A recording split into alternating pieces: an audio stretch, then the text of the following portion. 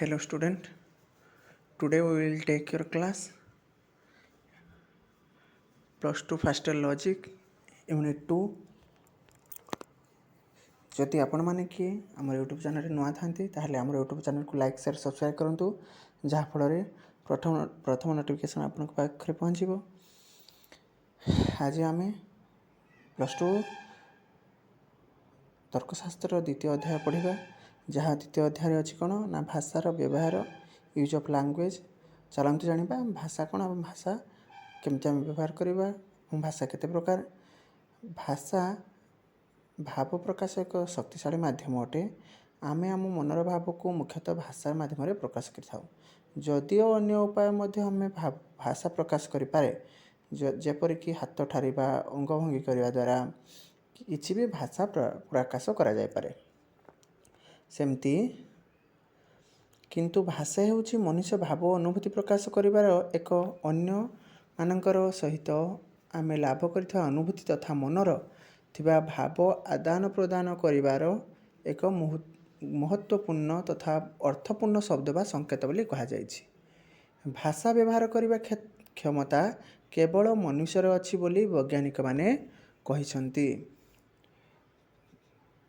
भाषा व्यवहार करी आमे जुक्ति मध्य करिथाउ। पूर्वर आमे जानिछु जे जुक्तिर वैधता परीक्षा करिवा केवल तर्कशास्त्र उद्देश्य। तेणु भाषा को ठीक भाव में व्यवहार करिवा अत्यंत गुरुत्वपूर्ण, कारण ठीक और उपयुक्त भाव में भाषा व्यवहार न कले जुक्ति भूल हो पारे एवं आमे ठीक सिद्धांत पाई पारुना। तेणु भाषाविद तथा तर्कशास्त्र माने भाषार 3 प्रकार व्यवहार करा जाय पारे बोली मत पोषण करते। तेणु भाषार प्रकृत में जोगाजोग व्यवहार करी एही प्रकार भेद जानिबा हेउछि प्रथम आवश्यकता। तेणु भाषार एही 3 प्रकार व्यवहार रही। प्रथमटी हेउछि कोन ना वर्णनामूलक बा ज्ञापनामूलक व्यवहार, द्वितीयटी हेउछि भावानुवेगमूलक व्यवहार एवं तृतीयटी हेउछि कोन ना निर्देशात्मक बा अनुज्ञामूलक व्यवहार। चलतु प्रथम डिस्कसन करिबा वर्णनामूलक व्यवहार बा इनफॉर्मेटिव यूज। वर्णनामूलक भाषा तथा उपस्थापना करे, तेणु आहा सत्य किंबा मिथ्या भी हो पारे। जेमती आमे कोनोसी घटना बा तथ्यर वर्णना करुथा बेले ताहा सत्य हो किंबा मिथ्या हो, ठीक हो बा भूल हो, स्पष्ट हो बा अस्पष्ट हो, ताहा तात्पर्यपूर्ण होता है एवं किसी सूचना मध्य जगाई था बोला कहा जायछि। तेणु जुक्ति द्वारा से तात्पर्य स्पष्ट होता है। तेणु विज्ञान और तर्कशास्त्र साधारण भाषार वर्णनामूलक व्यवहार कराए। उदाहरण स्वरूप जमती फूलटी लाल रंगर अटे, वाक्यटी फूलटीर कौन ना वर्णना देवा बेले किसी तथ्य प्रकाश करे। तथ्यटी कौन ना सत्य हो पारे नचेत मिथ्या भी हो पारे।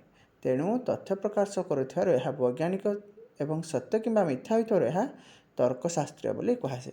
सेमती भावावेग व्यंजक व्यवहार बा एक्सप्रेसिव यूज जे कौन ना वक्ता निजर भाव प्रकाश करने किंबा श्रोता मनर भाव उद्रेक करने उद्देश्य जो भाषार व्यवहार करे ताहाकू कौन ना भावावेग व्यंजक व्यवहार कहुए। कौन कहुए भावावेग व्यंजक ना जे वक्ता निजर भाव प्रकाश करने किंबा श्रोतार मनर भाव को उद्रेक करने उद्देश्य जो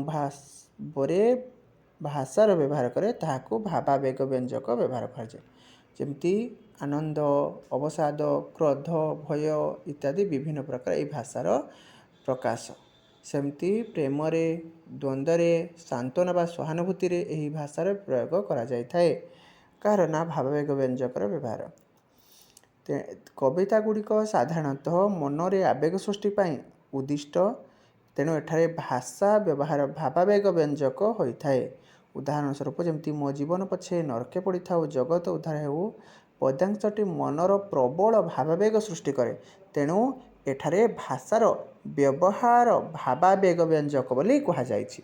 सेमती तृतीयटी हेउछि कोन ना निर्देशात्मक बा अनुज्ञामूलक डायरेक्टिव यूज जे कौन ना श्रोता को कौन सी निर्दिष्ट एक कर्म प्रवृत्त करने बा कौन सी एक कर्म को निवृत्त କରିବା ପାଇଁ ଯେଉଁ ଭାବରେ ଭାଷାର ବ୍ୟବହାର କରାଯାଏ ତାହାକୁ ନିର୍ଦ୍ଦେଶାତ୍ମକ ବା ଅନୁଜ୍ଞାମୂଳକ ବ୍ୟବହାର କୁହାଯାଏ।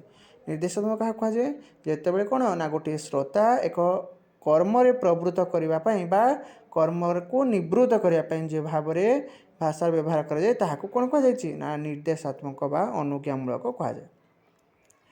ଭାଷା ଏପରି ପ୍ରକାର ବ୍ୟବହାର ଦ୍ୱାରା କାହାକୁ ଆଦେଶ ଦିଆଯାଇଥାଏ ବା ଅନୁରୋଧ ବି କରାଯାଇଥାଏ। ନିର୍ଦ୍ଦେଶାମୂଳକ ଭାଷା ସତ୍ୟ କିମ୍ବା ମିଥ୍ୟା ବି ହୋଇପାରେ ନାହିଁ। ତେଣୁ ଏହା ବକ୍ତା ବା ଶ୍ରୋତା ମନରେ କୌଣସି ପ୍ରକାର ଆବେଗ ସୃଷ୍ଟି କରିବା ପାଇଁ ମଧ୍ୟ ଉଦ୍ଦିଷ୍ଟ ନୁହେଁ।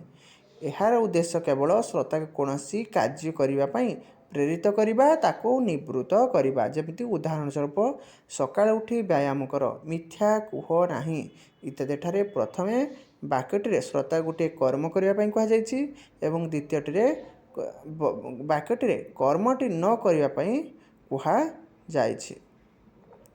ଏଠାରେ ପ୍ରଥମ ବାକ୍ୟଟି ଶ୍ରୋତାର ଗୋଟିଏ କର୍ମ କରିବାକୁ କୁହାଯାଇଛି ଏବଂ ଦ୍ୱିତୀୟଟି କ'ଣ କୁହାଯାଇଛି? ନା କର୍ମଟିକୁ ନ କରିବା ପାଇଁ କୁହାଯାଇଛି।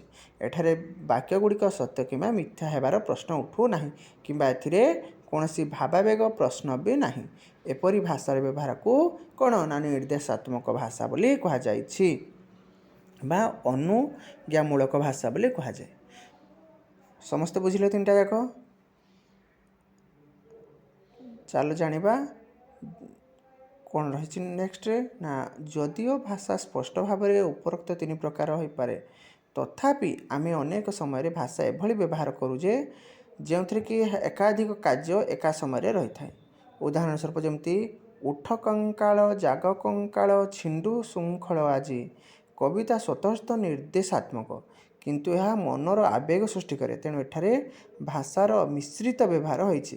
ସେହିପରି ଯେତେବେଳେ ଛୋଟ ପିଲାଟିକୁ କୁହାଯାଏ ଚକୋଲେଟ୍ ଖାଇଲେ ଦାନ୍ତ ଖରାପ ହୋଇଯାଏ, ଏହା କେବଳ ବର୍ଣ୍ଣନାମୂଳକ ନୁହେଁ, ଏହା ସହିତ ପିଲାଟିକୁ ଚକୋଲେଟ୍ ନ ଖାଇବା ପାଇଁ ପ୍ରବର୍ତ୍ତାଇବା ଉଦ୍ଦେଶ୍ୟ ମଧ୍ୟ ରହିଛି। ତେଣୁ ଏହି ବାକ୍ୟଟି ନିର୍ଦ୍ଦେଶାତ୍ମକ ମଧ୍ୟ ହୋଇଥାଏ। ଏହିପରି ଭାବରେ ଭାଷା ବିଭିନ୍ନ ପ୍ରକାର ବ୍ୟବହାର କରାଯାଏ, କିନ୍ତୁ ସେଥିମଧ୍ୟରୁ ତର୍କଶାସ୍ତ୍ର କେବଳ କ'ଣ ନା ବର୍ଣ୍ଣନାମୂଳକ ଭାଷାକୁ ବ୍ୟବହାର କରେ। ତର୍କଶାସ୍ତ୍ର ବ୍ୟବହାର କରୁଥିବା ବାକ୍ୟକୁ କ'ଣ ନା ତର୍କ ବାକ୍ୟ କୁହାଯାଏ। ଏହା ସତ୍ୟ କିମ୍ବା ମିଥ୍ୟା ବି ହୋଇପାରେ। ତର୍କ ବାକ୍ୟରେ ଅନ୍ତତଃ ଦୁଇଟି ପଦ ଥାଏ। ଗୋଟିଏ ହେଉଛି ପରବର୍ତ୍ତୀ ଅଧ୍ୟାୟମାନଙ୍କରେ ସେହି ବିଷୟରେ ବିଶଦ ଆଲୋଚନା କରିବା। Thank you. ଏ ପ୍ରଥମ ୟୁନିଟ୍ରେ ଖାଲି ଭାଷା କ'ଣ, ଭାଷା କାହାକୁ କୁହାଯାଏ, ଭାଷା ତିନି ପ୍ରକାର ରହିଛି ତାକୁ ଆମେ ଡେସ୍କ୍ରାଇବ୍ କଲେ। ଯେମିତି ଯେ କ'ଣ ନା ଭାଷାର ତିନି ଗୋଟି ରହିଛି କ'ଣ ନା ବର୍ଣ୍ଣନାମୂଳକ ବ୍ୟବହାର, ଭାବାବେଗ ବ୍ୟଞ୍ଜକ ବ୍ୟବହାର ଆଉ କ'ଣ ନା ନିର୍ଦ୍ଦେଶାତ୍ମକ ବା ଅନୁଜ୍ଞାମୂଳକ ବ୍ୟବହାର। ଆଜି ପାଇଁ ଏତିକି ରହିଲା। ଯଦି ଆପଣମାନେ ଆମର ୟୁଟ୍ୟୁବ୍ ଚ୍ୟାନେଲ୍ ନୂଆ ଥାନ୍ତି ତାହେଲେ ଆମର ୟୁଟ୍ୟୁବ୍ ଚ୍ୟାନେଲ୍କୁ ଲାଇକ୍ ସେୟାର ସବସ୍କ୍ରାଇବ୍ କରିବେ, ଯାହାଫଳରେ କ'ଣ ନା ପ୍ରଥମ ନୋଟିଫିକେସନ୍ ଆପଣଙ୍କ ପାଖରେ ପହଞ୍ଚିବ। ତେଣୁ ରହିଲି, ନମସ୍କାର।